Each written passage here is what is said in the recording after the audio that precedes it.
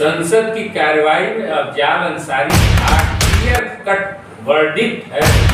पता ले सकते हैं, संसद में जा सकते हैं, कर सकते हैं, वो संसद की किसी कार्यवाही में भोली भाली जनता और समाजवादी पार्टी के वो लोग ठगे महसूस कर रहे हैं। सांसद जिताने के लिए अफजाल जी को वोट किया, धोखा हुआ है का मतलब जजमेंट नहीं लिख सकते हैं ना। मौजूदगी इस समय गाजीपुर में है और हमारे बीच एक ऐसे शख्स और बसपा के प्रत्याशी रहे हैं उमेश सिंह, जिन्होंने दमदारी से जनता के मुद्दों को उठाया और जनता ने इनको सराहा भी। उनसे कुछ ऐसी बातें करेंगे और अभी जो कि अफजाल अंसारी सांसद तो बने हैं लेकिन सांसद का शपथ नहीं ले पाए। एक बार गाजीपुर की जनता फिर ठगी महसूस कर रही है। क्या होगा अब जनता का, अब किस प्रकार जनता का विकास होगा? अब नेताओं के खींचे ताने में जनता का एक बार फिर फंसती हुई नजर आ रही है। हमारे साथ जुड़े रहे, हम इनसे बातें करेंगे। मैं डॉक्टर उमेश कुमार, इस जिले से मैं बसपा का प्रत्याशी रहा हूँ गाजीपुर लोकसभा से। और चुनाव में जिस तरह के राजनीतिक दुष्कर्म किए गए राजनीतिक दलों के द्वारा, जनता को गुमराह किया गया, बेचारी भोली भाली जनता जिन्होंने आज सांसद बनाने के लिए वोट दिया, आज असहाय और ठगी महसूस कर रही है। उसका प्रत्याशी जो कि पहले से पता था कि संसद में जा नहीं सकता है, संसद की कार्यवाही में भाग नहीं ले सकता है, वो सजा याफ्ता मुजरिम है, संसद में वोट नहीं दे सकता है, पहले से पता था। लेकिन अब प्रत्याशी का तो अपना हित हो सकता है। सर जी, आप एडवोकेट भी हैं और आपको अच्छी जानकारी है कानून के बारे में। अफजाल अंसारी आज लोकसभा में शपथ नहीं ले पाए, इसमें आप क्या कहना चाहेंगे? जिसे कोर्ट आने वाले समय में इनको मौका देगी शपथ लेने के लिए कि 5 बरस इसी तरह लटका कर ले चलेगी?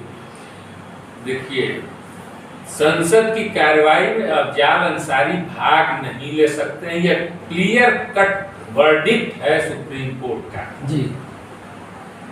न वो वेतन भत्ता ले सकते हैं, न संसद में जा सकते हैं, न वोटिंग कर सकते हैं, वो संसद की किसी कार्यवाही में भाग नहीं ले सकते, ये पहले से पता था। प्रत्याशी का अपना हित रहा होगा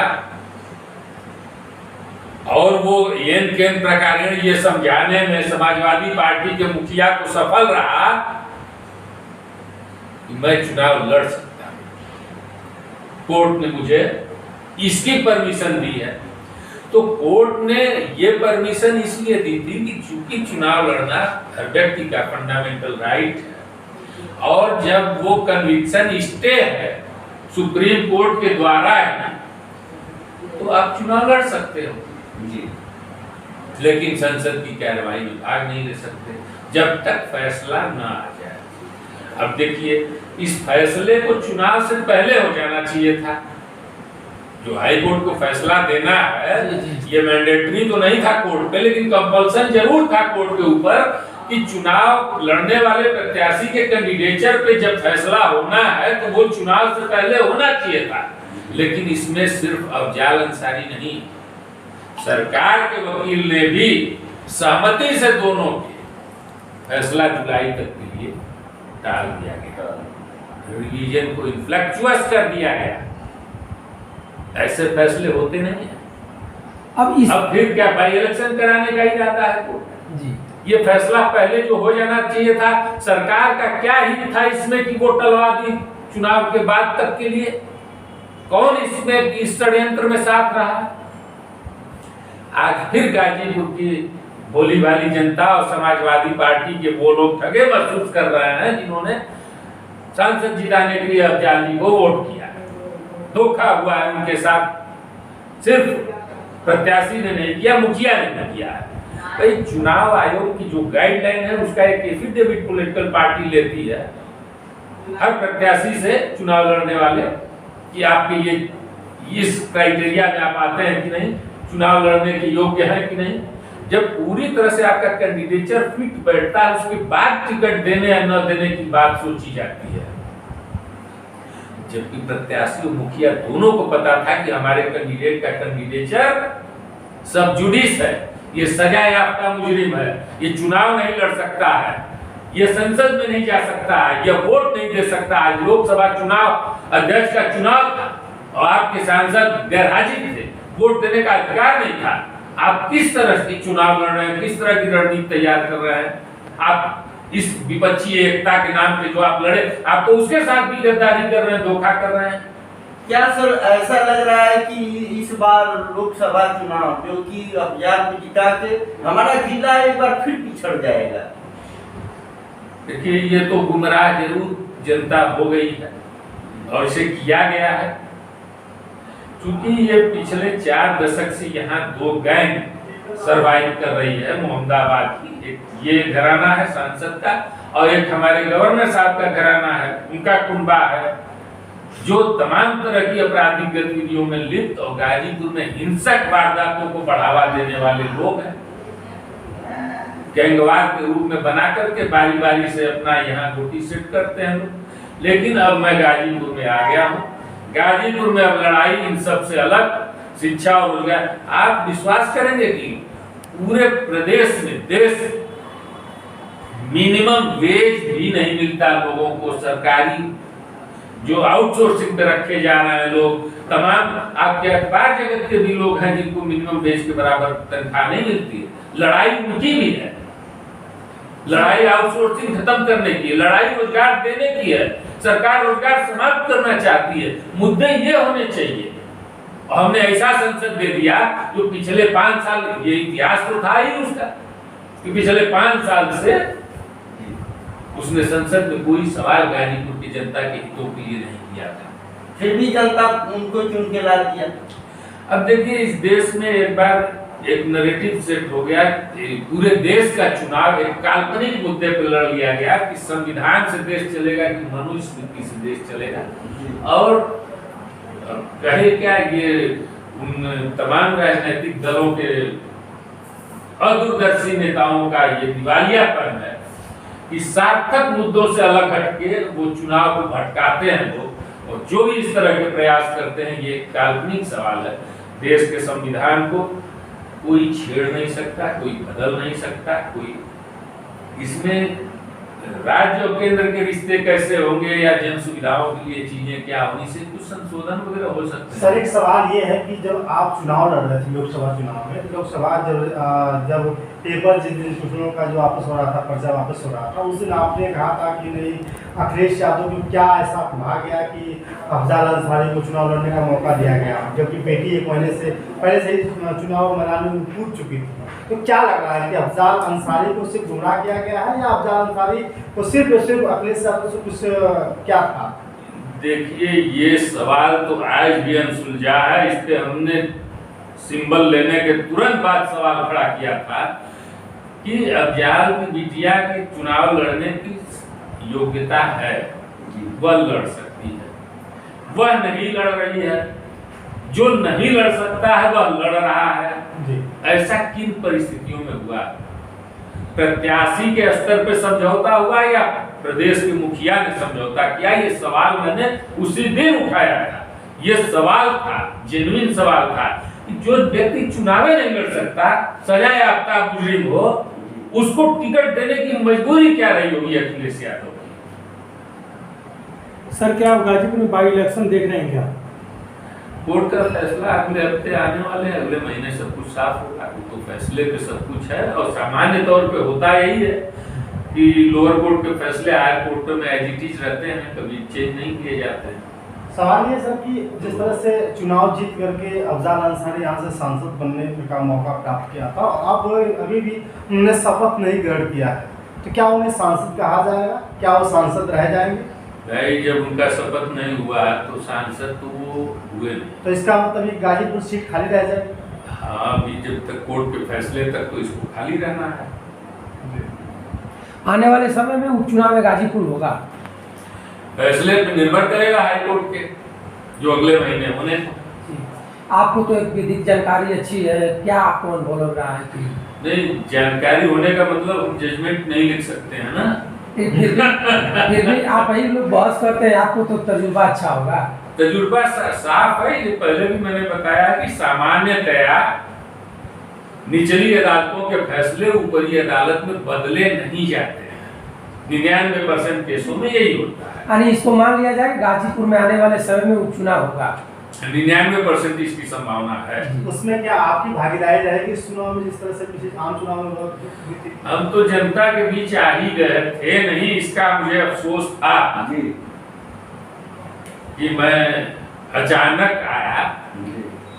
ये हमारी जन्मभूमि थी, लेकिन हमारी कर्म भूमि धीरे धीरे पश्चिम की तरफ बढ़ती गई, लेकिन फिर अपने मूल पे मैं आ गया हूँ और आ गया तो मैं खुश हूँ। कुछ ऐसा सवाल है जो जनता के दिमाग में अभी भी अंदर बना रहता है कि डॉक्टर उमेश जी चुनाव बसपा से जीत नहीं पाएंगे हैं, अगर बाई इलेक्शन होता है तो क्या बसपा ही सबके साथ ही रहेंगे या कोई और दल बदलने की आशंका?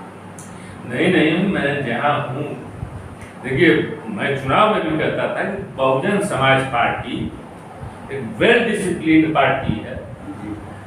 इसके वर्कर्स जो हैं बड़े ऑनेस्ट हैं, हार्ड वर्किंग हैं और सेल्फ डिसिप्लिन है। इतना बढ़िया संगठन इस देश में क्या दुनिया में किसी के पास नहीं होगा। ठीक है, प्रयोग बहन जी ने किया जिसमें हम लोग असफल हो गए, हम भी असफल हो गए, नवीन पटनायक भी असफल हो गए। हालांकि ममता जी ने उस इंडिया अलायंस के महत्व को समझते हुए सीट शेयरिंग न करने के बावजूद भी एक कमिटमेंट दिखाती रही कि हम ही हैं इंडिया अलायंस के यहाँ के, और उन्होंने अच्छा परफॉर्म किया।